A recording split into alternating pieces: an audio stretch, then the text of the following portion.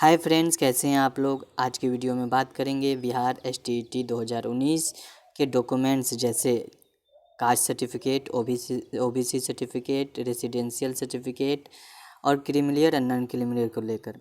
बहुत सारे स्टूडेंट को आरक्षण को लेने के लिए कन्फ्यूजन रहता है कि उनकी वैलिडिटी कब तक है। तो इस वीडियो में बहुत महत्वपूर्ण तथ्य के बारे में बात होने जा रही है, तो आप वीडियो को बिना स्किप किए हुए देखें। अगर आप इस हमारे चैनल पे पहली बार विजिट कर रहे हैं तो चैनल को सब्सक्राइब कर बेल आइकन प्रेस कर दें ताकि शिक्षा जगत से जुड़ी तमाम जानकारियाँ और अपडेट्स आपको सबसे पहले मिलती रहें। दोस्तों, स्क्रीन पे आप देख रहे होंगे कि समान प्रशासन विभाग बिहार पटना द्वारा एक विज्ञापन जारी किया गया है। इसमें एक आवश्यक सूचना दिया गया है कि आरक्षण विषय के कुछ महत्वपूर्ण तथ्य हैं जिनको लेकर बहुत सारे लोग कन्फ्यूजन रहते हैं। ये सारी कन्फ्यूजन दूर करेंगे इस वीडियो में। तो पहला पॉइंट पे आप देख सकते हैं कि अगर व्यक्ति विशेष का जाति का निर्धारण उसके पिता की जाति के आधार पर होता है, पति के जाति के आधार पर नहीं। अगर कोई महिला शादी के बाद अपने पति के घर जाती है तो पति के जाति से उसको कोई लेना देना नहीं है। उसकी जाति की पहचान उसके पिता के घर से होती है, उसके पिता को लेकर होती है। ठीक है, तो वो उसी जो पिता जिस कास्ट के हैं उसी कास्ट का सर्टिफिकेट उसका मान होगा। ठीक है, वहीं दूसरे नंबर पे यहाँ पे दिया गया है कि जाति प्रमाण पत्र जो है कि वैधता हमेशा बनी रहती है। अभी एसटीईटी बिहार के वीडियो पे तमाम अपडेट्स आ रही हैं, कमेंट्स आ रहे हैं कि जाति प्रमाण पत्र की वैधता कब तक रहती है।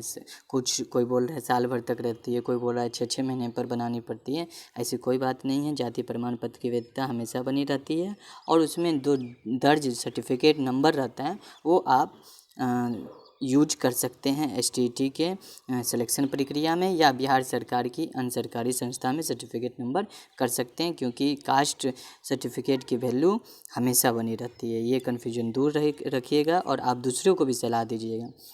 अस्थाई वहीं तीसरे नंबर पे है कि अस्थाई आवास प्रमाण पत्र की वैधता वैलिडिटी हमेशा बनी रहती है। जाहिर सी बात है कि आप हमेशा अपना परमानेंट एड्रेस तो चेंज नहीं करेंगे, इसलिए उसकी वैलिडिटी हमेशा रहती है। हाँ, अस्थाई अगर रेसिडेंशियल है, अगर आप भाड़े के घर में रहते हैं, अगर आपको बार बार बदलना पड़ता है तो उसकी वैधता जो होती है, वैलिडिटी जो होती है, जब निर्गत होती है उससे 1 वर्ष के लिए होती है। ठीक है, तो अस्थायी आवास प्रमाण पत्र की वैधता 1 वर्ष तक होती है, जबकि अस्थायी आवास प्रमाण पत्र की वैधता हमेशा बनी रहती है। वहीं 4 नंबर पे बताया गया है, यहाँ पे आप देख सकते हैं कि 4 नंबर पे बताया है कि आय प्रमाण पत्र जो है,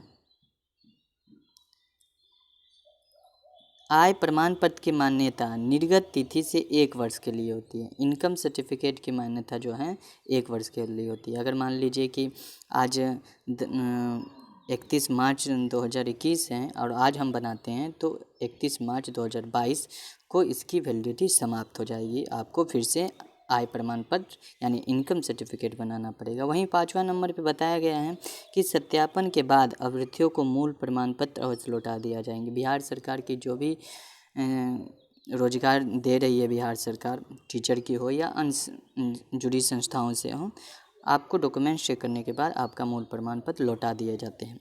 वहीं 6 नंबर में बात करें तो क्रीमिलियर में नहीं आने संबंधी विहित प्रपत्र में अभ्यर्थियों से अंडरटेकिंग प्राप्त कर ली जाती है। अगर मान लीजिए कि आप क्रीमिलियर प्रमाण पत्र में अभ्यर्थी नहीं है तो वो अंडरटेकिंग यानी ये कहकर अपना सिलेक्शन अपना डीवी करवा सकते हैं कि मैं क्रीमिलियर बनवा के दे दूँगा। अंडरटेकिंग का यही मतलब होता है कि बाद में बनाकर दे दिया जाएगा।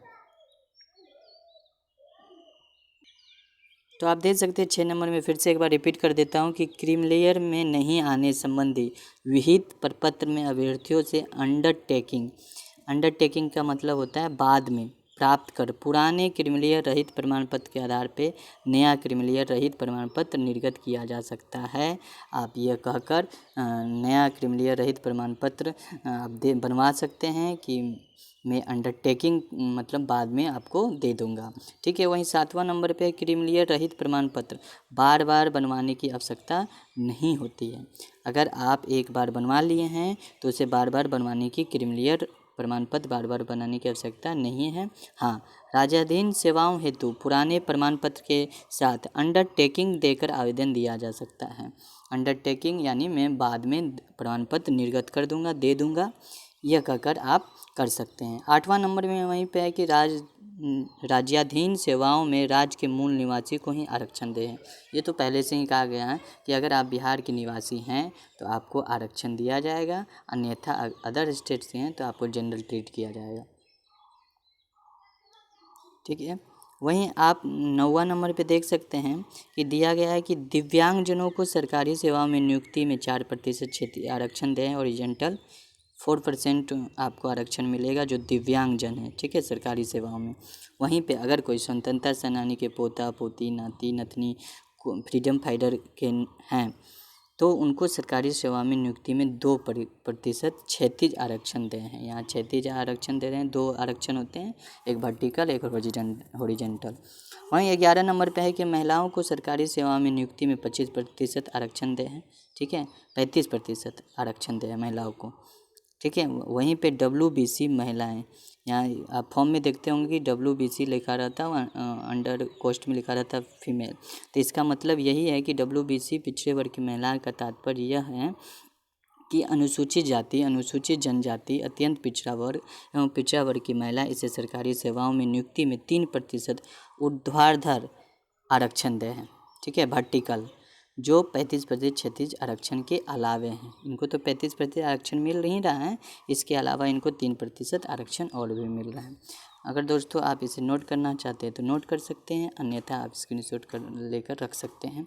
ये थी आपको बिहार सरकार द्वारा एक विज्ञापन जिसमें आरक्षण को लेकर हर कन्फ्यूजन दूर किया गया है, ठीक है। तो दोस्तों ये खासकर बिहार STET को लेकर मैंने वीडियो बनाया है। अगर आपको अभी भी कोई कन्फ्यूजन है तो आप हमसे पूछ सकते हैं, आपकी समस्या का समाधान पुरजोर कोशिश की जाएगी कि की जाए। धन्यवाद।